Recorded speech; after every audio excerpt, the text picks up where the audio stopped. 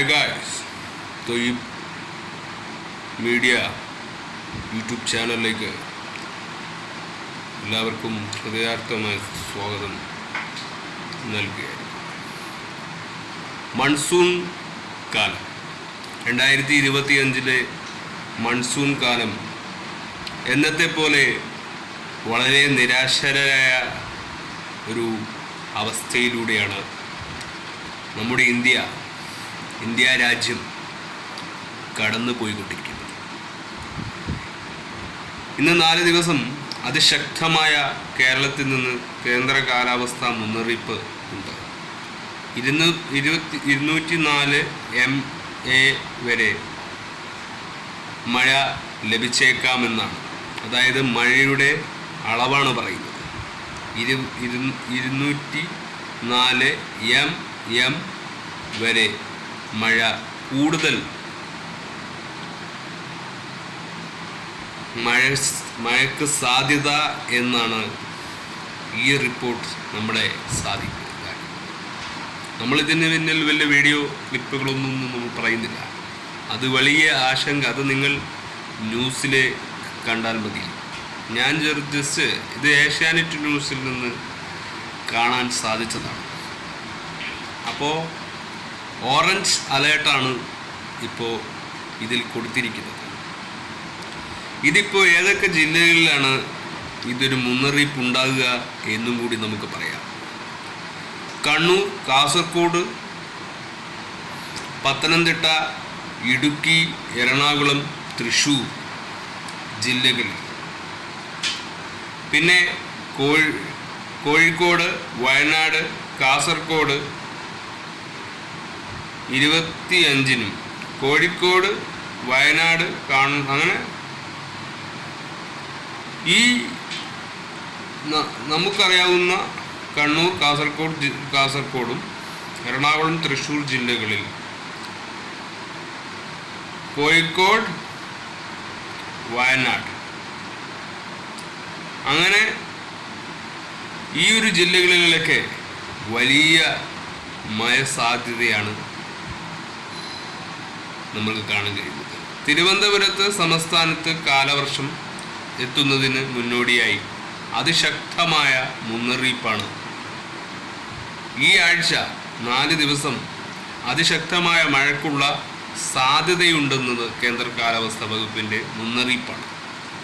ഇന്ന് കണ്ണൂർ, കാസർഗോഡ് ജില്ലകളിൽ 23-നും, പത്തനംതിട്ട, ഇടുക്കി, എറണാകുളം, തൃശ്ശൂർ ജില്ലകളിൽ 24-നും, കോഴിക്കോട്, വയനാട്, കണ്ണൂർ, കാസർഗോഡ് 25-നും, കോഴിക്കോട്, വയനാട്, കണ്ണൂർ, കാസർഗോഡ് ജില്ലകളിൽ അതിശക്തമായ മഴ മുന്നറിയിപ്പ്, ഓറഞ്ച് അലേർട്ട് പ്രഖ്യാപിച്ചിട്ടുണ്ട്. കോഴിക്കോട്, വയനാട് ജില്ലകളിൽ ഇന്ന് യെല്ലോ അലേർട്ട്. കോഴിക്കോട്, വയനാടിൽ ഇന്ന് യെല്ലോ അലേർട്ട് പ്രഖ്യാപിച്ചു. അങ്ങനെ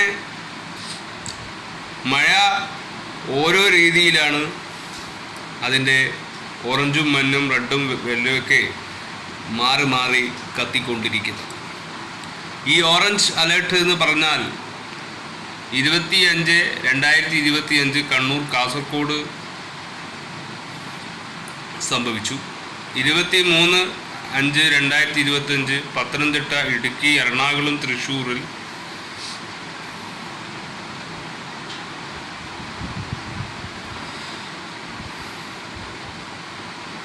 ഭാഗങ്ങളിൽ സംഭവിച്ചു. 24/5/2025 കോഴിക്കോട്, വയനാട്, കണ്ണൂർ, കാസർഗോഡ് ഭാഗത്ത് സംഭവിക്കാം. 25/5/2025 കോഴിക്കോട് തന്നെ, വയനാട് അവിടെയും വളരെ വലിയ, കാസർഗോഡ് ജില്ലകളിൽ കേന്ദ്ര കാലാവസ്ഥാ വകുപ്പ് ഓറഞ്ച് അലേർട്ടും പ്രഖ്യാപിച്ചിരിക്കുന്നു. ഒറ്റപ്പെട്ട ഭാഗങ്ങളിൽ അതിശക്തമായ മഴയ്ക്കുള്ള സാധ്യതയാണ് പ്രഖ്യാപിച്ചിരിക്കുന്നത്. 24 മണിക്കൂർ 11:56 mm വരെ ഉണ്ടെന്ന് തോന്നുന്നു മഴയുടെ കണക്ക് 204 മുതൽ 204.4 mm വരെ ഉണ്ടാവും മഴയുടെ ശക്തി ലഭിക്കുമെന്നാണ്. അതിശക്തമായ വെരി ഹെവി റെയിൻഫാൾ എന്നാണ് ആ മഴയുടെ പേര് വരാൻ പോകുന്നത്. എന്നതുകൊണ്ട് കേന്ദ്ര കാലാവസ്ഥാ വകുപ്പ് ഇവിടെ നിരീക്ഷണത്തിൽ അവർ അർത്ഥമാക്കുകയാണ്.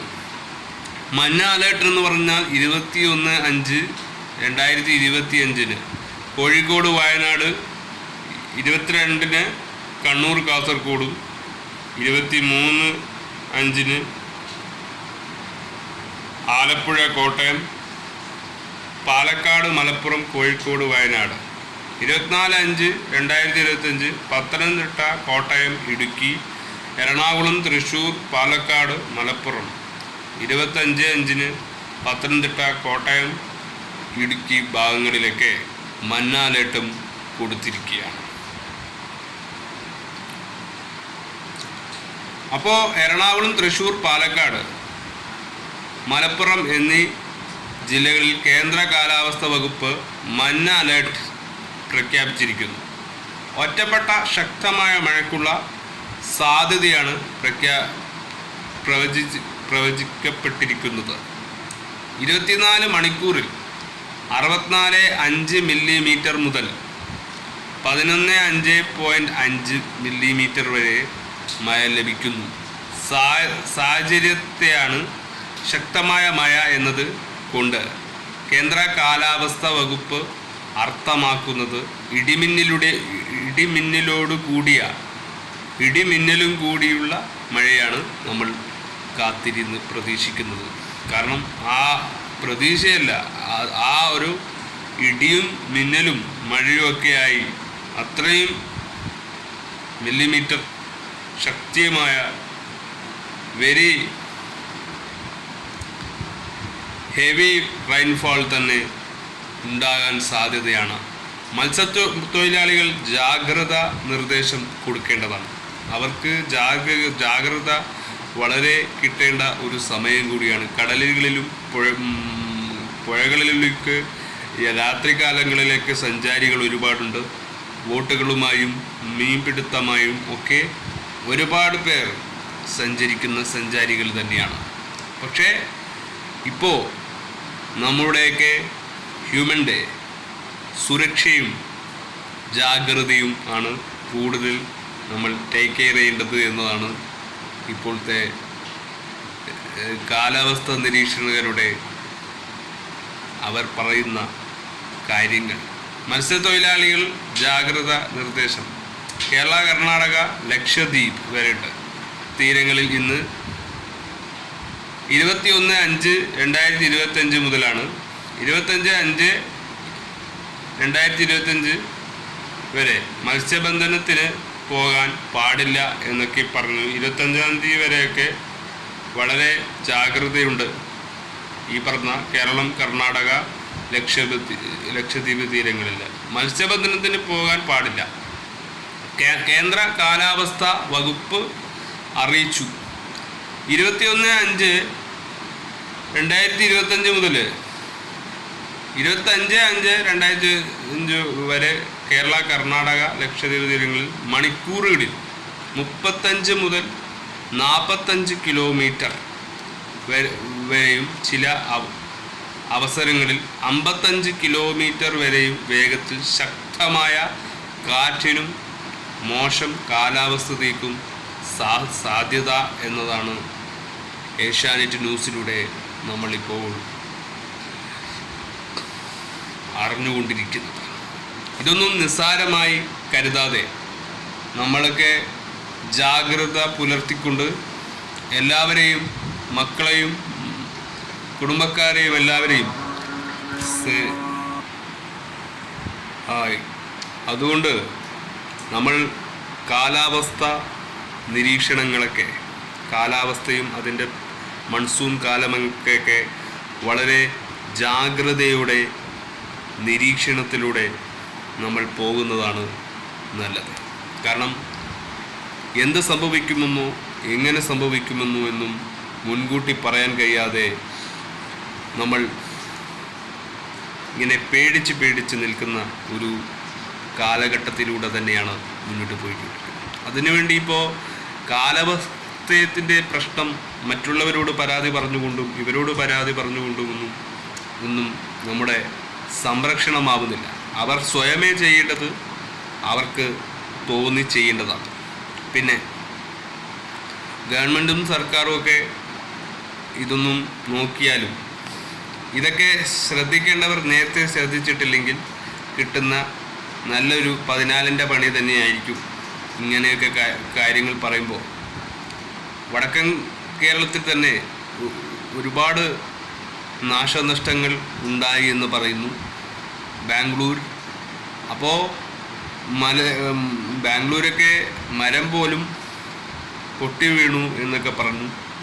അപ്പോൾ അത്രക്കും നിസ്സാരമല്ല. കഴിഞ്ഞ വർഷം വയനാട് തന്നെ മൊത്തത്തിൽ അങ്ങ് ചാമ്പലാക്കി കളഞ്ഞ മുണ്ടക്കയം എന്ന് പറയുന്ന മുണ്ടക്കയമല്ല, മറ്റേ വയനാട് അവിടെ പാലം പൊട്ടിയിട്ട് അവിടുത്തെ ഏരിയ മൊത്തം എടുത്തുകൊണ്ട് പോയതല്ലേ മഴ. അത് നിസ്സാരമെന്നൊന്ന് കരുതി കാത്തിരിക്കാതെ സംരക്ഷണങ്ങൾ നൽകാൻ നോക്കുക എന്ന് തന്നെയാണ് ഇനിയും ഈ നമ്മുടെ ജനാധിപത്യത്തിൽ ജീവിക്കുന്ന സമ്പ്രദായത്തിൽ ഗവൺമെൻറ്റിനോടും സർക്കാരിനോടും നമ്മൾക്ക് ചുമത്താനുള്ളത്, നമ്മൾക്ക് പരാതി നമുക്ക് ഏൽപ്പിക്കാനുള്ളത്. നിങ്ങൾ ഏറ്റെടുക്കണം, നമ്മുടെ നാടിനെ രക്ഷിക്കണം എന്നൊക്കെയുള്ള ആ ദൗത്യം ജനങ്ങൾ മരിച്ചു ചാകുന്ന സമയം പോലെ തന്നെയാണ് മൺസൂൺ കാലവും. അപ്പം സംരക്ഷണങ്ങൾ നമ്മൾ കൊടുക്കുക. നമ്മുടെ ഒരു പാർട്ടി എന്ന് പറയുന്ന സംഘടനകളിലൊക്കെ അതിൽ ഉൾവിരിഞ്ഞു വരേണ്ട ചിന്തകളാണൊക്കെ. അവർ എന്തിനും ഏതിനും പ്രവർത്തിക്കും എന്ന ഒരു ഉൾക്കാഴ്ചയാണ് പൊതുസമൂഹത്തിന് സന്തോഷമുണ്ടാക്കുന്നത്. അപ്പോൾ ഈ മഴ വളരെ ജാഗ്രതയോടെ 4 ദിവസമെങ്കിലും വളരെ വളരെ ജാഗ്രതയോടെ കാണേണ്ട ഒരു സംഭവമാണ് എന്നതാണ് കാലാവസ്ഥ നിരീക്ഷണത്തിൽ പറയുന്നത്. അപ്പോൾ നമ്മൾ എന്തിനും ഏതിനെയും കേൾക്കാനും കാണാനും ഭയക്കുന്ന ഒരവസ്ഥയും കൂടിയാണ്. അപ്പോൾ നമ്മൾ ഇതൊക്കെ സഹനത്തിൽ കൊണ്ടെത്തിച്ചേ പറ്റൂ. അപ്പോൾ എന്തായാലും ഈ പറഞ്ഞ പ്രധാനപ്പെട്ട ഏരിയകളിലൊക്കെ വെള്ളം, ഒരുപാട് സ്ഥലങ്ങളിലേക്ക് വെള്ളം കയറിക്കൊണ്ടിരിക്കുന്ന ഒരു സംഭവങ്ങളൊക്കെ ന്യൂസുകൾ പറയുകയുണ്ടായി. അപ്പോൾ നമുക്കത് കണ്ട് കേട്ടും ഒരുപാട് മടുത്തു. കാരണം ഈ രാജ്യം തകരാൻ സമയമായിട്ടില്ല. ഇനിയും ഒരു പുതിയ തലമുറകൾ ജീവിച്ച് തീർന്നിട്ടില്ല.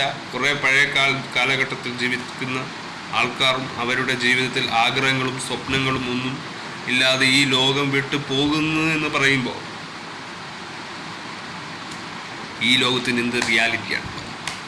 ഈ ഒരു സമൂഹത്ത് ജീവിച്ചതുകൊണ്ട് എന്തർത്ഥമാണ്?